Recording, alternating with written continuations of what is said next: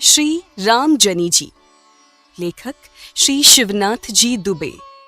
अब जो कहानी हम सुनने वाले हैं वो मूल रूप से राधा बाबा द्वारा वर्णित है और इसे शब्दों में लिखा है श्री शिवनाथ जी दुबे ने। आइए सुनते हैं श्री रामजनी जी।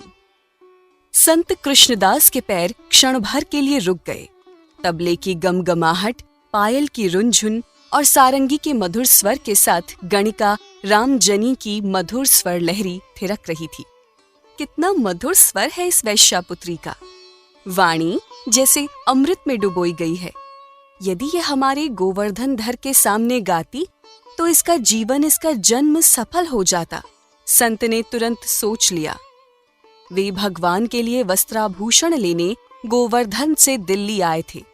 गली में गणिका की मधुर तान पर मुग्ध होकर उन्होंने ये निर्णय कर लिया। मेरे ठाकुर के पास चल सकोगी?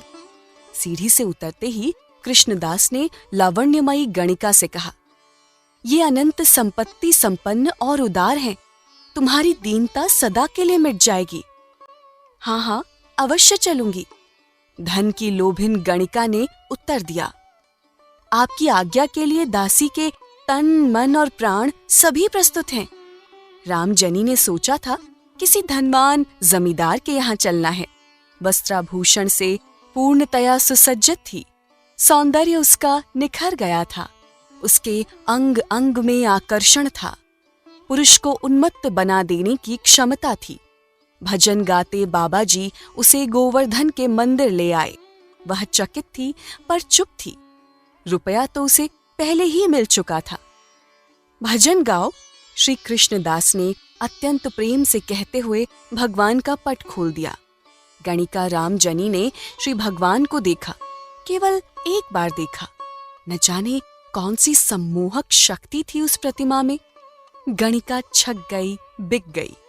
उसका मन उसके वश में नहीं रह पाया। टकटकी लगाए वो गोवर्धन धर की ओर देखती रही। बहुत देर तक देखती रही।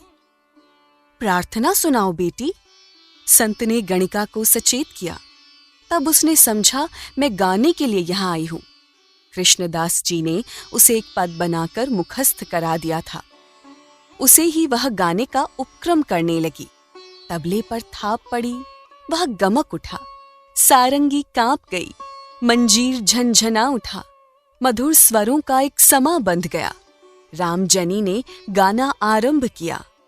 मोमन गिरधर छवि पे अटक्यो। स्वर में अनुपम मधुरता थी। श्रोता झूम उठे। श्री कृष्णदास की आंखें भर आईं। रामजनी का मन तो सचमुच गिरधर छवि में अटक गया था। उसने इस पंक्ति को कई बार दोहराया। प्रत्येक बार उसमें नूतन रस छलकता दिखता था। गणिका का तो प्राण स्वरों में तड़पता हुआ बोल रहा था। गीत आगे बढ़ा। ललित त्रिभंग चाल पे चल के चिबुक चारु गई ठटक्यो। रामजनी श्याम सुंदर के रंग में रंगकर श्याम सुंदर बन गई थी।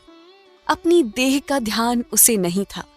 त्रिभंगी चाल चलकर चिबुक पकड़कर ठिठकने का अत्यंत सुंदर चित्रण नृत्य में उसने किया।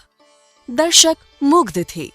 सजल स्वाय धन बरन लीन है, फिर चित अनत न भटक्यो। जल से लदे बादल का आकार बनाती हुई वह घनश्याम की भुवन मोहिनी मूर्ति की ओर देखने लगी। आंखें उसकी भर आईं। बड़े साहस से उसने पद के अंतिम अंश की पूर्ति की। कृष्णदास की ये प्राण निछावर, यह तन जग सिर पटक्यो। कृष्णदास की ये प्राण निछावर, यह तन जग सिर पटक्यो। रामजनी का पार्थिव शरीर धम्म से पृथ्वी पर गिर पड़ा। उसकी सांस बंद हो गई थी। भक्तगण उसके सौभाग्य की प्रशंसा कर रहे थे।